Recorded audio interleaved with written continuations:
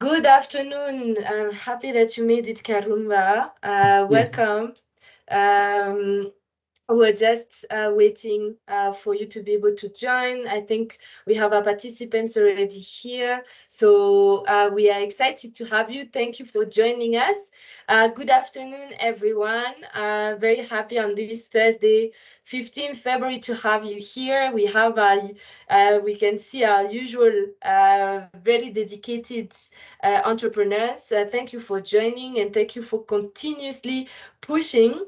There's some announcements I will do at the end of this call, so that's why I'm here. But of course, I will give it to Karumba to share a bit more about pitching. This is a masterclass he's done also a bit before, but for everyone who has missed it, we wanted to give the opportunity to join and to be able to hear about his expertise. So thank you so much, Karumba. The floor is all yours. Thank you, thank you very much. Thank you, entrepreneurs who are able to join us. I believe that the joining helps because over time you get to learn, you get to grow, you get to understand various things, and you become better. So today we want to share about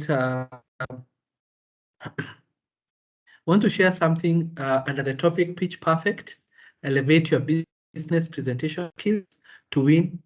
How do you deliver? Many of us have seen people with great content, but poor delivery. They are not persuasive, they are not convincing, and they leave you wondering, is that good? I know we've had great orators in the country and abroad, people who speak and people listen. Why? They are called poets. They weave the words to produce a great message.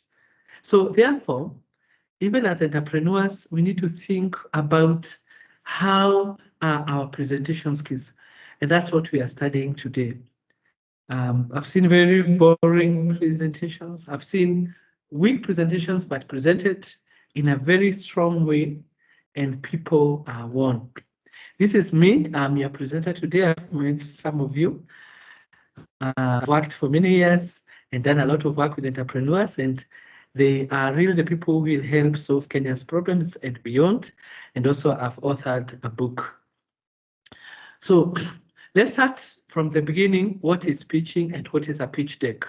And I want you to have a broader mind, even pitching your own business. I find a lot of very good technical people, but they are unable to communicate their story. You have a good product. I'm dealing with an entrepreneur right now who is very good technically, but they hate selling. They hate pitching. You can pitch a product, you can pitch for money.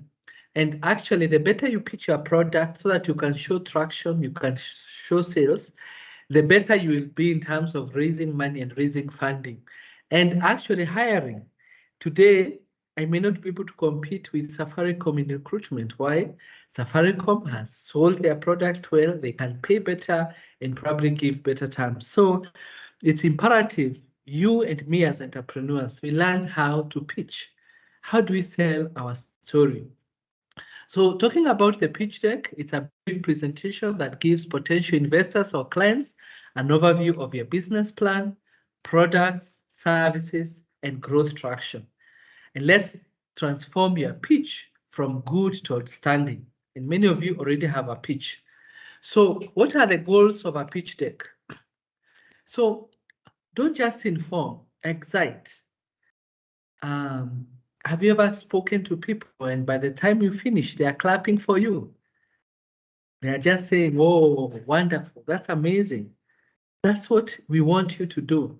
The moment you finish telling your story, and we'll go to that, people are excited. They want to learn more. Can I have your phone number? Can I come see what you're doing? It's exciting. Then, excuse me, this is sorry, this is the first step towards a potential investment journey. Remember, I've said why do we need investments? Is because our vision is good. The people we are mentoring here, the people you are working here with Melanin Capital, we don't just want you to sell to your brothers and sisters only. We want you to have a big business that has grace ya kuvuka border. We want you to be in many countries. Indeed, I feel some of you may even go to Europe and buy companies and operate businesses there, other African countries. So the kind of that big vision where you run a big business require you to raise funding, requires you to excite other people to join you as partners in the investment journey. And now we are getting to the meat of my presentation today. Top four pitch deck tips. Number one, simplicity wins. What I want to say is that if people cannot easily understand what you do, where you are as a business, why you are raising money, who you are doing it with, then it's too much. Indeed, we talk of an elevator speech that you only have less than 2-3 minutes, probably 3, to convince somebody to be interested. Remember, the kind of people that you're meeting asking for funding, they're meeting hundreds of other people. So you want to express your story in a very simple way. Secondly, and you do that by being clear, concise, bullet points and infographics. Clear bullets, clear infographics allow you to deliver your point in a simple way. Indeed, many investors tell us that if something is so complicated, I don't want to hear it. I don't want to invest in it. Yes, so if your story is complicated, if your story is sophisticated, how many people want to listen to it? They may not want to listen to your story. Not that it's not good, but just because just because that if it's too complicated, it's probably a fraud or it's hard to execute. So have your pitch with simple bullet points, very clear. The story has to flow so that at the end they are convinced. Number two, tell a story that investors can connect with. So what is a story? Let me give you an example of a story. When James Mwangi of Equity Bank tells the story of Equity Bank, he says that when he was growing up, the mother could not go to the bank because the only bank that was there is Barclays Bank, and they needed a lot of money, over 10,000. I know some of you may not believe 10,000 is a lot of money, but both my parents were employed, and they got a letter from Barclays or ABSA asking them to look for alternative banking arrangements. Now, if somebody does that to your parents, it annoys you, which is this bank that doesn't even want your parents. And I could hear them discuss. I was still a young boy, probably in 80s and 90s. No, I think 90s, yeah. So James Mwangi says that I wanted a bank where my mother can come in and get served. And that's a powerful story. And why do you do what you do? And many times we think it's all about money. What motivates you to do what you do? And that story is so important. There are people who, like the story of Steve Jobs, the founder of Apple. He says that he couldn't afford to, to be in class. It found him boring, so he went for art class, and that's where he developed his design story, and he enjoyed it. And when he went to the computers, he connected with them. So what is the story behind the business? And a lot of you are impact investors. You have a story behind what you do. And that's a story investors want you to tag their hearts and tell them about it. Statistics are essential. In the story, it's not all about a nice story. Today, a bank like Equity can say, we are changing 10 million lives because we are providing banking services. When you look at adverts that Safaricom does, they see a child getting fees, somebody anniversary, and money is being sent when they advertise this product called M-Pesa. So what is your story? And this is somewhere where you can add value and make your story very unique to yourself. So number 3, design it to stand alone as a reference point for investors. What I mean by this is that every investor you speak to needs to feel as if they are the only person in the world you're engaging. So I don't want, maybe myself, when you pitch me to invest in your business, I don't want to see in your presentation, maybe you've gone to another investor like DB Capital, or maybe them, they do debt, I don't do debt, and you have something for the bank that you're asking me to invest in. So I know we help you come up with pitch decks. But before you go to see an investor, please take time, just like the way you would a job. See, what does this person look for? What do they invest in? And why is my proposal in line with what they are looking for? So there are some investors who don't invest anything less than 10 million Kenyan shillings or $1 million. Then what you do is you could even change your financial model. You could change your ask to fit their space they play in. It's a grant giver, you cater for that. If it's a business that supports women, maybe now you could play the role of men and uplift the role of women. If they like technical founders, yeah.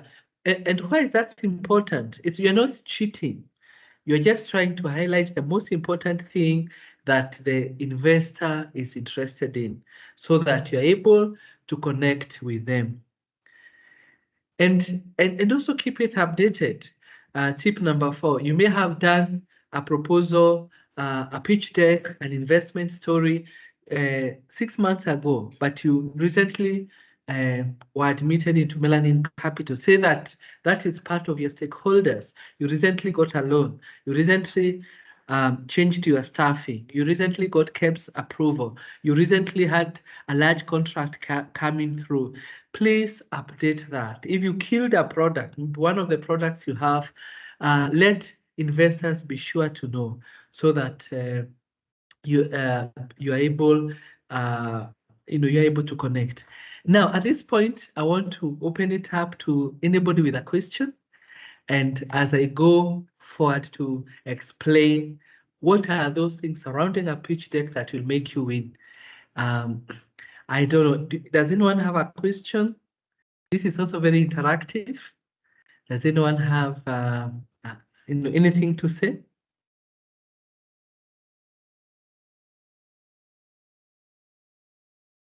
I think John Muhoro is raising his hand, so I want to allow him to speak. John, if you can hear us, I can see you have a question, so please feel free to unmute yourself and ask your question. My question was, I did not understand on tip number 3, or the design to stand alone as a reference point for investors. Okay, that's fine. Okay, any other question? Any other clarification that anyone is seeking? Okay. Sorry, go on. You can go with this one. That's fine. Let me go on. I want to go a bit in depth so that it's clear. That was an introduction. Tip 1, simplicity mean. What do we mean? Avoid dense paragraphs, avoid jargon that's not necessary or excessive. Stick to the most important information. Remember, when you do a pitch deck, you're just trying to create interest, and the investor will then get in contact with you, maybe to do something we call a deal room, a data room, to get more information on your business. Maybe to use this illustration, and I know some of you just celebrated Valentine's yesterday. You just want to get to be given a phone number. Maybe let me use that illustration so that the relationship can begin. They can start asking you, send me your financials, send me your business plan. So when you have dense paragraphs, stories, maybe excessive jargon, you put people off and you make it hard for people to understand. Number 2, break down complex concepts into easily digestible bullet points. And what I'm saying is very important because this is where many of us fail. I have, worked with businesses abroad, and their pitch decks are a joy to watch. They create curiosity. They use professional, graphics people, and to make some of the best presentation we've seen. And I think in the end, maybe if we have time, I could probably see what I have to share with you. But I've seen very sweet pitch decks to watch. So break down complex concepts. Remember, in your industry, wherever you are in an entrepreneur, there's jargon. There are complex ideas. So we even advise you, please present it to your friends, other people, including probably some of the staff who are there at Melanin, and get feedback. How does it sound? Is there a concept that is maybe muddled up? Are there spelling mistakes? Number 3, charts, graphs, and icons communicate data and trends much faster than tables or numbers. So we see some people use icons, some people use charts. They are easy to understand, to follow. Instead of drawing a lot of numbers, like showing from year 2020 and 15, a lot of numbers. It's not clear, it's not pleasant with the eye. Number 2, adequate space around text and visuals make your deck appear clean and professional. For example, the slide I have in front of you, just 4 points, a lot of space between the information. It becomes very clear for you to read and understand. That's talking about simplicity. Let me talk about telling a story. And we are shy as a society to tell our stories. We should tell your story. Your story is very powerful. Investors get bombarded with facts and figures all the time. Secondly, while your stats are important, dry data alone won't make your pitch memorable. People connect with stories. I have listened the story of our founder, Melanin Capital, why she does what she does is very, very compelling. Because what do stories do? They like stamp a mental image and engage your emotions. They cause us to be excited. One of my good friends is a very good storyteller, and even when they are cheating us, these complete lies and fabricated, we enjoy listening to him because he creates emotion, he puts in suspense, and people remember great stories. And that's why videos are very important. Maybe if you can attach a video of your plant, of your products, of what you do, it's also very powerful in telling a story. That is the why. I'll tell you why I do what I do. Actually, can I say that because I think it will be a major takeaway. So how to frame your statistics to make a story. Problem in human terms, instead of 45 of businesses struggle with X, show the real world impact of X on a group or an individual. For example, if your solution is a tech solution for education, you can show children who are unable to access school. Or you can take a story from Nation newspaper one saying that 30% of high school students never reported to school, and it's Nation. It's a bit credible, but that's very, very powerful. Solution as a hero. Your product service isn't just technology, it's a thing that changes the course of story of your customer. And I want to encourage you, if you've not ever listened to James Mwangi talk, please do. He talks of this, something he calls social transformation equity model, about how people no longer need to come to cities, how he's saving time. It's a social transformation. He says that, and I quote, and it's still imbued in my mind. This is the story of Equity Bank. It's the story of African transformation social model. It's a story of economic transformation, reaching to the bottom of the pyramid to change the lives of the African, starting from is it Gatwenyaga village in Muranga to the deepest of Africa. And it's very, very compelling. So what's your story?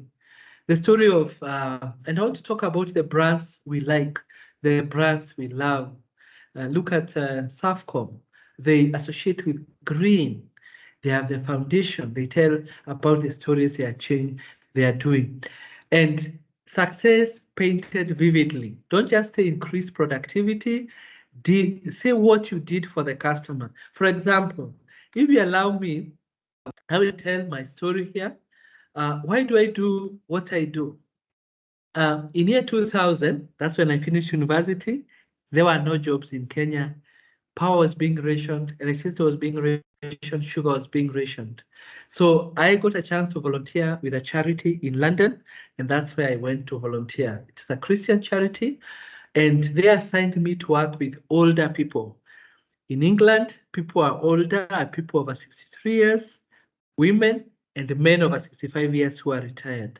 And indeed, because people live for long there, our oldest client was 99 years. And what we would do, they would bring them to the center where I used to work. And we would just add life into their days. We used to play games. We'd take them for holiday bus trips. We'd take them to theater. They would dance.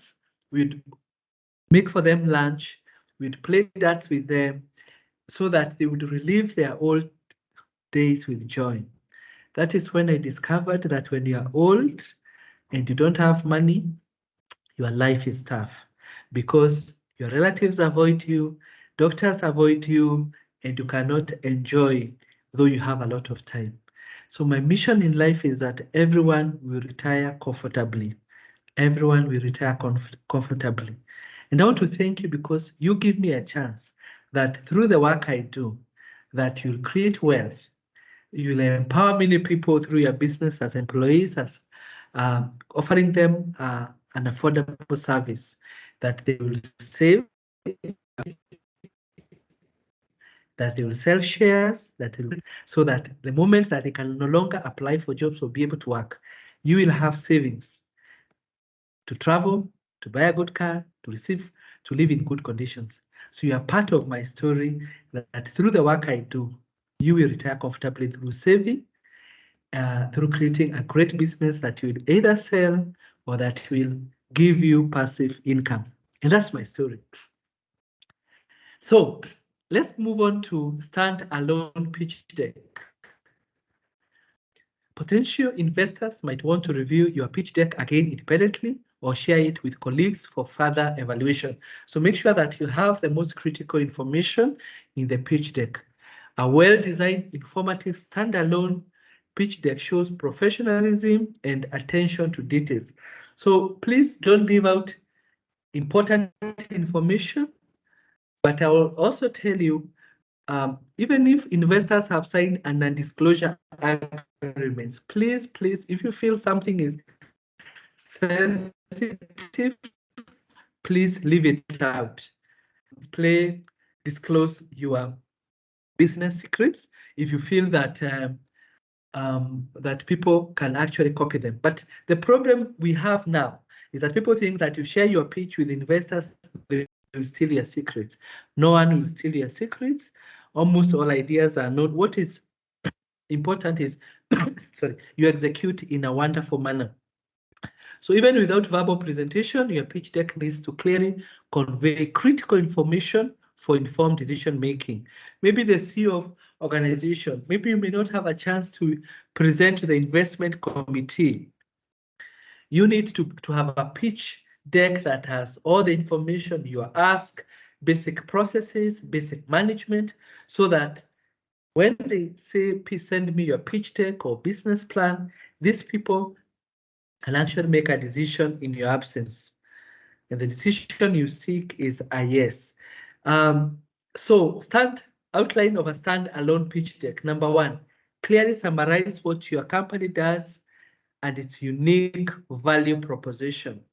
Number two, reiterate the pain point you are addressing and how you are offering to solve it. What I mean by this one is, What is the pain? What are you trying to cure? What's the size of your market? Who is your potential customer? Who would buy? Who is willing to open up their wallet for you? What is the cure? Maybe I'm working with somebody who collects garbage from Kongwea Market in Mombasa, and you can see the heaps and the heaps of garbage. You go to Kangemi Market, any market, Marikiti, there's a lot of garbage, and that's what they are taking to solve an environmental problem while making money.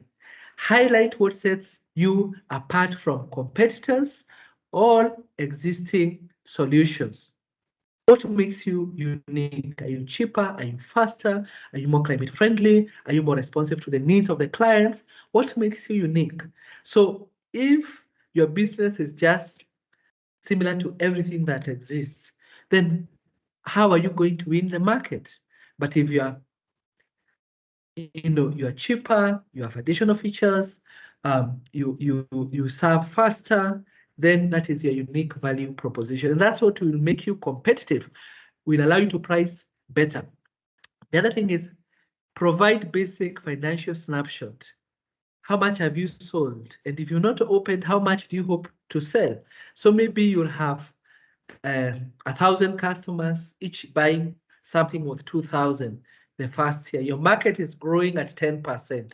Please show that. But I want to tell you that if you already have customers, that's very important, because that is your proof of concept that it works. This thing sells. You can have the most wonderful idea, but if no one is buying it, then you have a challenge. Even if you're in the service business, show us the contracts, show us you made money, show us your bank statements that somebody was willing to pay for your service. Your funding needs an intended use. Yes, you need this money. What is the use? And it's very important. I would want to tell you, make investors invest in the big items. Don't just raise $1 million and within 2 weeks you're stuck. So if you're opening a new factory, or it's operational capital, or it's capital, or it's OPEX or CAPEX capital items you are buying, please raise money once. That's another trick I normally tell you, but raise it in a big amount. And I want to tell you at this point that if you're raising 10 million and you need 10 million, I normally tell investors you don't need 10 million unless it's capital.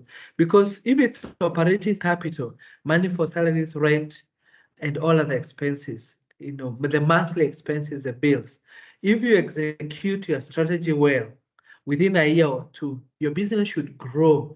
It's going to give you money to meet your operational capital. Yes, when you're doing capital items, factories, cars, systems that are very expensive, you need lump sum. And also always raise extra, because such projects tend to overrun in terms of cost. Also, include a way for investors to reach you and for follow-up discussion. That can be email. Tell them if you have an office or premises, can be a phone number that is easily reachable. It's very bad that you must have a contact person for the sake of a transaction. It can be the CEO, it can be a chief financial officer, sorry, it can be a director, so that within a call, people can tell you, so and so, can you please come, we discuss this further. I want to move to the other one. Keep it updated. Investors want to see the latest numbers on customer growth, sales, revenue, profits, margins, staff, offices. Why would you come and tell me the story for last year? Unless that was the best story. I want to hear the latest. In fact, if you tell me just yesterday I closed this account that's going to bring in 10 million, I love that. That's positive news. It's casting in a positive light, and therefore it's very encouraging. Each accomplishment validates your business model. Recent wins keep momentum high for investors. Are you scoring? Do you have a senior staff you're expecting to join next month? Have you opened a new premises? Can I have a photo of it? Are you scouting for premises and you're in negotiation? Let me know as an investor. So an updated deck is a mark of a proactive company. It signals that you are adapt, that you adapt and respond to the market. Right now, I also want to tell you that please always be truthful. I can tell you as a society, we have a problem speaking the truth. If you're having problems, you lost a staff member, you lost a large contract, let the people know. So that people don't invest, then they find that you're not truthful. Keeping information current breeds confidence with investors. It eliminates worries and surprises all questions about inaccurate data. And people want the latest and the most recent position. I want to talk about knowing your audience. And I cannot talk enough about knowing your audience. You need to know who you're talking to. Actually, it's not all people with money who speak in English. It could be your audience is a Chama. They are more comfortable speaking in Swahili. Why don't you engage them in Swahili or your mother tongue? There's nothing wrong in talking in your mother tongue. It's the language of the heart. Investors, customers, and partners have different needs. Focus on those. So what are the needs of the investors? What are they trying to do? What are they targeting? There's some investors who want a percentage of your sales. Some want dividends. Some want to give you money for 10 years. Some want short-term returns. So you then need to you're offering so that it meets the needs of the investors. And they normally show this information in their websites. You can talk to them before, ask them what are the kind of investments they look for. An example, if you know somebody, a business where they have recently invested, talk to them. What are they looking for? Are they keen to a business with a board of directors? Then create one. Are they keen for either a sector, maybe fast-moving consumer goods? Are they tech investors? Are they financial services investor? Are these investors, do they like investing in urban places, rural places, the age of the business, pre-seed, first round, Series A, B? Do they like big investors? Because if an investor likes large-scale investor businesses like Britam or Equity, you have got no business talking to them. Because, as I said, you have to search clearly for the kind of investors that suits you. Yes, there's a lot of work you have to do. The other thing is research your audience. What are their pain points, priorities, and biases, so that you're able to address them and you're able to speak to them. Yeah. All right. So just for a matter of emphasis, I've been talking about how do you show up. Yes, I'm going to run you through the next few minutes on the presentation itself. But if you've had listened to me very well, the better you are prepared, the better.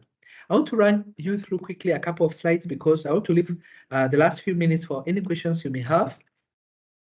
And I know some of you have known this and you'll hear about it many times.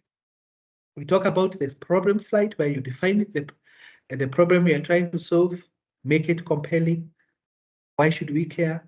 Use relatable language which is clear. Vivid means clear language, very self-explanatory. Remember, somebody else could be reviewing your pitch deck. Now, the solution, present the solution that you're offering. Focus on unique value proposition. What differentiates you? And you targeting a particular demographic that is unserved. What makes you unique? And your unique value proposition is what will give you pricing power. Clearly show how your solution reaches the pain point. For example, so many people are into delivery of products in Kenya. For example, food. Is it working? You know, we know that people love to go to eat as families, as groups. So if I'm buying, let's say, a phone, would I be comfortable buying a phone over the internet? So because if you're doing a service for taking water to homes, and then you add an extra cost. Are people willing to add an extra 10 bob? Or when the ladies go to fetch water, that's the moment to socialize, that's the time to get out of the house. So let there be evidence that you have a solution you are solving. The market opportunity. Some of you now can afford to pay for some research or do it yourself to understand the size of the market. And the size of the market is never the whole of Kenya. No, it's your size is people who have the capacity, ability, and willingness to consume your product. And your market can be 2 markets. You can target a market in Kibera, and for now, a market in Mathare North, if you are doing the low income. And all it can be women age 20 to 25. That's a clear market. Yes, others may consume your product, but that's your market. Use reputable data. As an entrepreneur, please go to Kenya Bureau of Statistics and look for data in line with your business. Look for industry reports. If you're in agriculture, if you're in technology, there are associations. There are associations that are doing research in Kenya. The big consultancy firm, they do a lot of research. Quote them in your report. That makes it very credible. Explain why now is the best time to act quickly. You must have a sense of urgency. You must tell people that unless we solve this problem now, that we'll miss the window of opportunity. This is something you need to spend a lot of time with, the business model. The business model speaks to how does your business make money? And that's a financial model. Keep it simple. Then, what are the revenue streams? You may have 4 or 3 revenue streams. Like us consultants, we train, I sell books, I do feasibility studies, I mentor people. What else do? I give talks. So those are my business model, and just to understand how it works. Like how do I deliver such a training? There's a process for winning clients, preparing, and getting paid. That's my model. So please be clear on your business model. How do you offer value? And your business has to have its own business model. Then pricing. Do you price high? Do you price with the market? Do you price low? Equity Bank started as a low-cost producer, as for service provider, and now they have their premium banking. I can't remember what they are called, and then every common man or woman banking, and the key cost drivers. What drives the cost? Today, I can buy a simple phone for 3,000 or 1,000. I can buy 150,000 shillings phone. So you must differentiate your products: maziwa mala, fresh milk, pasteurized milk, and then long life milk. Those would be your business lines. Then you explain to us how you make money. Show clarity. Be very clear on your product, who you are targeting, how they pay you, how you collect the money, why they buy, and you will be home and dry. Acknowledge your competitors, and competitors are twofold: direct competitors and indirect competitors. Clearly define your competitive advantage and differentiators. Avoid trashing the competition. Don't say those people are useless. Those people, they don't know what they are doing. We'll show them dust. We know that many people, like today, I normally say that if you wanted to start a supermarket when Nakumatt existed, Tuskys and Ukwala, they were formidable people, and maybe they ignored their competitors. Indeed, we know that Nakumatt helped Tuskys supermarket start, and we know that Tuskys supermarket helped Naivas start, and all those are now gone, and now Naivas is existing. They have their own problems, but please don't talk dismissively of your direct competitors and indirect competitors. The direct competitor for Coke, there are few, but Pepsi. But indirect competitor is the economy and water. So show the funder that you understand your competitor. They ask, please ask for the money. Also say when you need it. If you need funding next month, 1st of January, or in 2 months' time, let it be clear and how much. If you need it in tranches, let that also be clear. And then as you get the money in 2 months' time, say exactly where you'd spend it. I've seen people who show invoices to make sure that you have done your homework of how much it will cost, and then explain what you will get in return. What are you offering? I give you my 10 million. Will I get 50% return? When will the money come back? Is it in 2 years? Is it in 2 months? Will I get a dividend and then I get a lump sum back? Or is it equity? Whether it's equity and debt, I'll get my money back. As you draw to a close, never go to a pitch without thinking about potential questions. I already know the questions you'll ask me, and you may not even ask me a question because I've been asked the questions in the past and I've addressed them. So make sure that, what are the potential questions? That make sure you address them or brainstorm other questions that can be asked. Anticipate tough questions. If you ask a tough questions, please answer it in a clear way. And if you're caught off guard, please say, I need to research on that, and then I get back to you. Don't try to fumble with and give long-winded answers that are impractical. So now, in conclusion, delivery matters. Don't have a monologue. I've seen, don't try and do it 5 people, 2 people at most. Either a finance person, a technical person can present, then a finance person comes in. Yes, so yes, I know some of you may need to go to Toastmasters classes to know how to speak, but maybe a bit of practice would be good. Maintain eye contact, speak clearly, manage your pace. Don't rush too much. Don't be too slow. If you've been given 10 minutes, 5 minutes, practice to present within that time and conclude your story. Enthusiasm. Be excited about your product, about your offering. And don't be afraid to post strategically so that the message will stick in.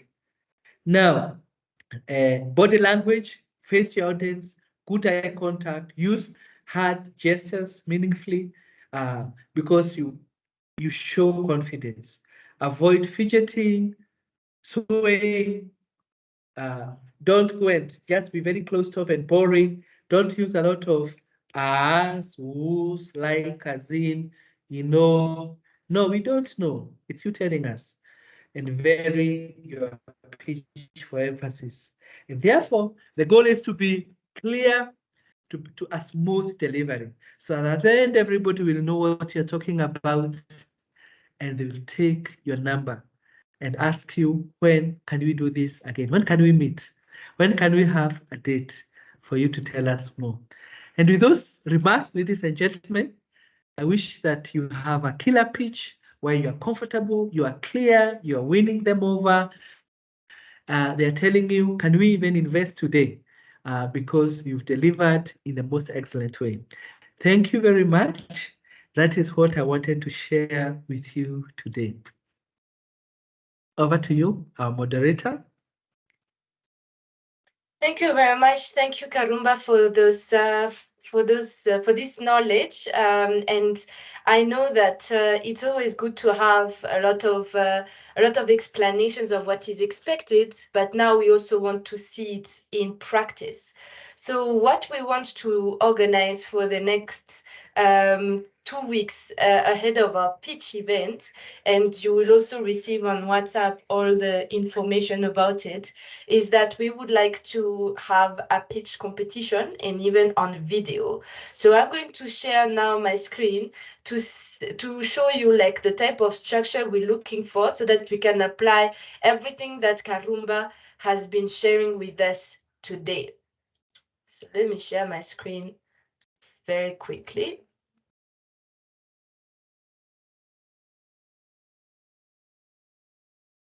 I hope you can see my screen. So now what we want to see is how you can be able to have your pitch simulation so that we can also be able to like select you for that pitch event that we're doing beginning of March. The structure is very simple. That's what Karumba has also explained. We want to have a fast slide at least about your story. Melanie, can you hear me? Then you go through the problem, how you solve the problem with your product or your service, how your product and service works. Hello? Sorry, somebody is asking whether I can hear you. I can hear her very well. You can, yeah. Okay. Let's allow her to continue. Thank you. Awesome. Melanie, please go. I think it was a problem from my end, Melanie. Sorry, you were breaking. No problem. So, so basically, we'll go through the problem, then the solution, how your service and product are solving the big problem you found, how it works, then what is your market in Kenya? So how many customers can you serve? Who else is doing this? What is the competition? And then what have you already achieved in terms of how many clients do you already have, the revenues you've generated, the partnerships you already have, and then how much money do you need and to do what? That's going to be the structure that we're organizing pitch simulations next Wednesday and the Wednesday after across 2 sessions of 2 hours with groups of 8 to 10. I will be in touch on WhatsApp directly in your inbox to kind of like make sure that we can fix a meeting for you to come to our office and pitch. For those who are too far, especially for our friends in Kisumu, Kakamega, Mombasa, and so on, what we'll do is that I'll do it online. And the most important part of those pitches is it will be recorded. For those who come to our office, we'll record it on video. And for those who are doing it with me online, I'll be recording it on Teams, because you will have now these pitch recordings and we'll be able to share it to our database of 900 equity investors for you to have more opportunities. And you can always use this pitch later to also give it to grants and other like funding opportunities later. I want to show you the type of pitch decks we'll be working on. So this is the example, for instance, of Airbnb. Airbnb, you have the first slides. This one is very, let's say, corporate. So you have the first slide with the text, then the problem of Airbnb. They focused on 3 main problems: the price, the fact that hotels had a different experience, and then again, the easiness of accessing a room. And then they gave the solution, the web platform where you match people with rooms with travelers. And finally, they give the markets, so the total users that they can potentially have, both on the traveler side, but also on the ones who are listing their houses, how much of revenue it could become. And then they show how it works with the products, so that you can understand on Airbnb how you can be able to search the different rooms, how you can review the listing, and how you can book. So for anyone that don't have necessarily a tech product, it would be the same angle with now, for example, I'm thinking about Linetta, who is providing meals for inmates and policemen. So now there is a problem. Those inmates need access to food and high quality food. That's now the service that she's offering, and she will explain how she delivers, how is it organized, was this the benefit, and then she will give the total populations of inmates and policemen, and then how much revenues it can account for in Kenya, and later if she expands. And now she can tell us after that, this is not in that pitch, but after that she can tell who else is doing this in the market, why is she different, what she's already been achieving with revenues, and how much now she needs to raise. So that's the exercise we'll be working on together. Another one type of pitch deck can have also a story at the beginning. That's what Karumba explained, the why. So like, for example, if you look at Tinder, how they've done it, they've used the example of Matt. Matt is someone who likes to go for partying, would like to meet other women, but he has the problem, he is fearing rejections. So now they've created Tinder, that is an app where you can be matched and you don't have to fear rejections again. And they explain how the app works. So this one is also an example of how you can do your pitch deck, but starting with a story, and you go all the way through the storytelling, the problem and the solution to a particular customer, and explaining how it works from the particular customer point of view. That is also very compelling. So now we'll be announcing this also on WhatsApp, and sharing what will be the rewards for those who will be able to win the pitch competitions, and how you'll be and how you will be, let's say, selected after to either pitch in front of investors or even exhibit. I can see John is asking, where should the team appear? So you can either do the team at the beginning or at the very end. So if you go at the beginning to put the team, this is now telling more the story. So for instance, as Karumba mentioned my story, usually this is something I explain at the beginning, why Ian and I decided to create Melanin Capital. And it's mostly because we also had entrepreneurs in our family that were struggling to access loans, and we wanted to be a platform that could match loans with entrepreneurs that are struggling to know where they could get access to money. But some of the other businesses also like to just focus on the client, tell the whole story, and then at the end of the presentation, then that's when they say that they have recruited a team that is capable of achieving that objective. So John, there is not good and wrong on this. You can put the team at the beginning or at the end. So yes, that's pretty much for the announcements for today. If there is any other questions, please feel free to also raise it through the WhatsApp group. And if not, looking forward to next week, where we'll have a session with Absa that will go through the different products that they have and kind of explaining and have a Q&A on how you can get access to those products. So on this, I think I can pass it on to Linda for closing. And I thank you all, and especially Karumba, our expert, for this fantastic session. Looking forward to the next weeks.